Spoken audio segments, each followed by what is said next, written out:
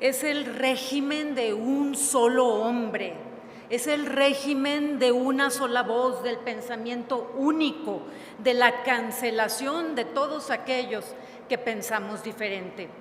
El plan para la continuidad de ese presidencialismo autoritario ya está en marcha, está a todas luces frente a nosotros y tiene formas evidentes para su ejecución. El acoso sistemático a los ciudadanos críticos y a los medios de comunicación para inhibir la libertad de expresión, que es la base de toda democracia. La depredación del árbitro electoral y la manipulación de las reglas para que no exista competencia efectiva y que no exista voto libre.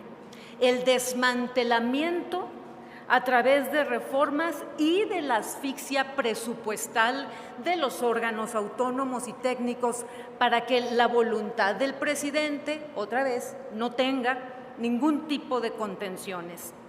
La pauperización de las administraciones públicas para que no haya servidores públicos competentes y responsables que se opongan a los retrocesos y a los caprichos del presidente.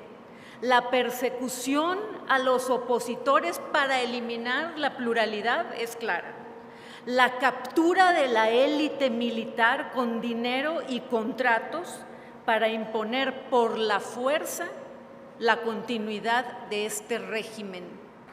Agradezco mucho al Frente Cívico Nacional y a Unidos por la invitación a este evento. Y celebro, por supuesto, que estemos todos aquí reunidos para dialogar sobre cómo detener la ruina institucional del país y cómo conformar una alternativa auténticamente democrática y plural para México. Creo que todos aquí tenemos claro que el país se ha instalado en un presidencialismo autoritario y estamos todos conscientes de que la amenaza en el horizonte es la destrucción de la democracia, tal cual. Es el retorno a un régimen político en el que el presidente concentra todo el poder y actúa sin límites y actúa sin contrapesos. Un régimen en el que se boicotea la transparencia y se obstruye la vigilancia social al poder para que sea imposible la rendición de cuentas. Es el régimen de un solo hombre, es el régimen de una sola voz, del pensamiento único, de la cancelación de todos aquellos que pensamos diferente. El plan para la continuidad de ese presidencialismo autoritario ya está en marcha, está a todas luces frente a nosotros y tiene formas evidentes para su ejecución. El acoso sistemático a los ciudadanos críticos y a los medios de comunicación para inhibir la libertad de expresión, que es la base de toda democracia. La depredación del árbitro electoral y la manipulación de las reglas para que no exista competencia efectiva y que no exista voto libre. El desmantelamiento a través de reformas y de la asfixia presupuestal de los órganos autónomos y técnicos para que la voluntad del presidente, otra vez, no tenga ningún tipo de contenciones. La pauperización de las administraciones públicas para que no haya servidores públicos competentes y responsables que se opongan a los retrocesos y a los caprichos del presidente. La persecución a los opositores para eliminar la pluralidad es clara. La captura de la élite militar con dinero y contratos para imponer por la fuerza la continuidad de este régimen. Y esos acuerdos con los criminales para que llenen de dinero y de votos al partido oficial. Ante este plan antidemocrático, debemos todos, unidos, Debemos ser la resistencia inteligente, activa y valiente. El primer paso de esta resistencia democrática, como lo decía Claudia, es la vía electoral para impedir el retroceso autoritario. Coincido en que debemos conformar una gran alianza opositora con la presencia de las organizaciones de la sociedad civil y toda la participación ciudadana que sea posible, toda, como lo decía mi compañero Romero Hicks. En este propósito, creo que no debemos caer en la trampa de la desconfianza mutua. La competencia electoral es impensable sin los partidos políticos, no solo porque así lo establece la ley, sino también porque son las estructuras permanentes dedicadas a reclutar, capacitar y organizar las preferencias y las intenciones cívicas. Es muy buena noticia que los partidos políticos se están abriendo a escuchar y a dialogar con la ciudadanía, como hoy podemos ver en este evento. Este es un evento de una altura democrática como la que exigen los nuevos retos y los nuevos tiempos que estamos viviendo en el mundo y en México.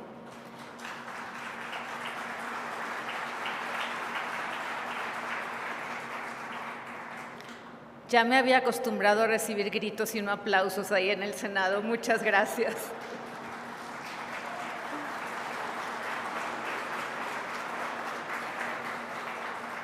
En las organizaciones de la sociedad, claro, hay liderazgo, hay talento, hay ideas y sobre todo ahorita hay un gran entusiasmo por impulsar las causas más preciadas para todas las personas y también para los partidos políticos.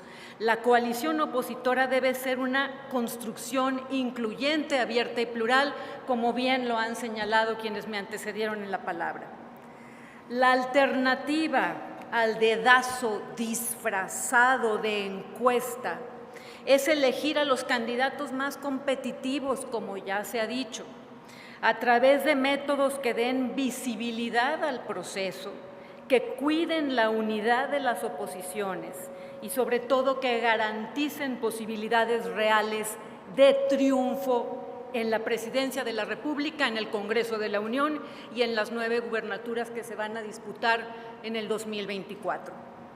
Frente a una sucesión tan adelantada como la que estamos viviendo y ante el criminal derroche de recursos públicos en la promoción personalizada de los aspirantes oficialistas, debemos decidir lo antes posible el método para elegir la candidatura presidencial y empezar a trabajar unidos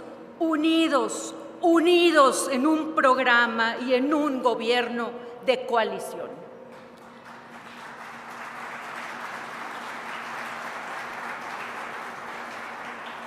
Además de candidatos competitivos e invulnerables, la coalición opositora debe construir, por un lado, un programa de gobierno que fije con claridad el rumbo del país y, por otro, los acuerdos de gobierno de coalición necesarios para garantizar la realización de dichos programas. Este programa no puede bordar sobre la nostalgia al pasado, a ese México que existe en los discursos de la política, pero que no ven ni sienten la mayoría de los mexicanos. Debemos partir por reconocer que los gobiernos de las alternancias dejaron una herencia de enojo, una herencia de reclamo y de agravio social que hoy tiene a López Obrador en el poder. Si bien se avanzó notablemente en la democratización política y en la estabilidad económica del país, es igualmente cierto que no se logró construir un Estado institucionalmente robusto, capaz de garantizar el orden, la legalidad y la paz social. El México empobrecido, el México lastimado por la corrupción y profundamente violento, creyó en López Obrador porque no hubo una alternativa creíble que empezara por reconocer la responsabilidad propia en la generalización de estos males. La lealtad a la institucionalidad democrática, la prudencia hacendaria y la convicción de que el Estado tiene un papel relevante en mejorar la vida de las personas deben ser nuestro punto de partida para construir un nuevo modelo de gobernanza incluyente. Creo que ahora el país necesita construir un programa de gobierno común articulado en 3 ejes. En primer lugar, poner orden en el país. Abatir la inseguridad, la violencia y la impunidad debe ser la prioridad nacional. Para ordenar al país necesitamos autoridad, no autoritarismo. Un Estado fuerte, limitado por la ley y responsable ante los ciudadanos. En segundo lugar, debemos emprender la tercera era de modernización económica de México. Después de los procesos de industrialización y de liberalización y apertura económicas, debemos iniciar nuestra propia transición hacia una economía sostenible basada en el crecimiento verde, el conocimiento y la innovación.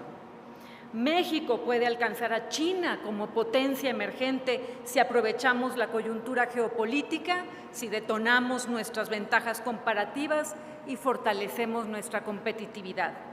Se habla mucho del nearshoring, que puede significar la segunda ola manufacturera para el país y, por tanto, extraordinarias y nuevas oportunidades de inversión y generación de empleo. En tercer lugar, la libertad individual debe ser el centro de la acción pública. Nadie puede ser libre si carece de lo mínimo vital, si está enfermo o si es esclavo de la ignorancia. Ahí no hay libertad. No hay libertad en la marginación y no hay libertad en la vulnerabilidad. La libertad es el resultado de un Estado eficaz que garantiza que nadie sea estorbado en su plan de vida y que posibilita que cada uno puede superar las adversidades. Nadie debe condicionar un solo voto para la ayuda del Estado, porque los demócratas no cuestionamos los derechos constitucionales. Los demócratas cuidamos, protegemos y garantizamos los derechos de las personas, de todas las personas y no nada más de nuestros electores. Para garantizar la libertad individual debemos reformar el presidencialismo mexicano. Es el único poder público que no se ha sometido a examen para ajustarlo a las nuevas realidades del país. Los gobiernos de coalición nacieron en la Constitución como una opción, no como un deber. Se diseñaron para resolver un problema concreto, que los presidentes pudieran formar mayorías estables en el Congreso y tomaran las decisiones que México necesita. El presidente, que ahora cuenta con una mayoría incuestionable en el poder legislativo, la usa para desmantelar todos los contrapesos, los equilibrios y los límites de su poder unipersonal. La pluralidad aporta distintas visiones a la marcha de gobierno, incentiva la negociación y el acuerdo. El gobierno de coalición es la vía institucional para una presidencia acotada y funcional. Es la forma constitucional de garantizar un gobierno de calidad. Durante este foro, pues vamos a escuchar muchas propuestas, como las hemos escuchado, para regular y dar forma a los gobiernos de coalición. Y quiero hacer hincapié en estas cuestiones que seguramente el señor Valadez nos podrá hacer favor de responder. ¿Cómo hacemos para que los gobiernos de coalición no sean una opción, sino una nueva forma de gobierno, una rutina democrática que dé viabilidad de largo plazo al país? ¿Cómo garantizamos el cumplimiento del programa de coalición? ¿Cómo reducimos el riesgo de que se conviertan únicamente, como bien lo decían, en un reparto de cuotas y no en un proyecto de gobierno compartido? Por ejemplo, el gran pacto fiscal que le dé dignidad, solvencia y autonomía a los estados y a los municipios para que el federalismo sea una realidad para las personas y no una definición de papel. En el 2024, termino con esto, en el 2024 México va a elegir entre dos alternativas: la continuidad del presidencialismo autoritario o los gobiernos democráticos de coalición. El presidencialismo autoritario es el fin de la democracia. Los gobiernos de coalición son gobiernos plurales, de calidad, competentes, acotados y fiscalizados. Lo que hoy no funciona en México y debemos cambiar es el gobierno mismo. Los gobiernos de coalición son la forma democrática y moderna de conducir a un país tan grande, tan complejo y con tantas necesidades como el nuestro. Nunca más un México en manos de una sola persona. Muchas gracias.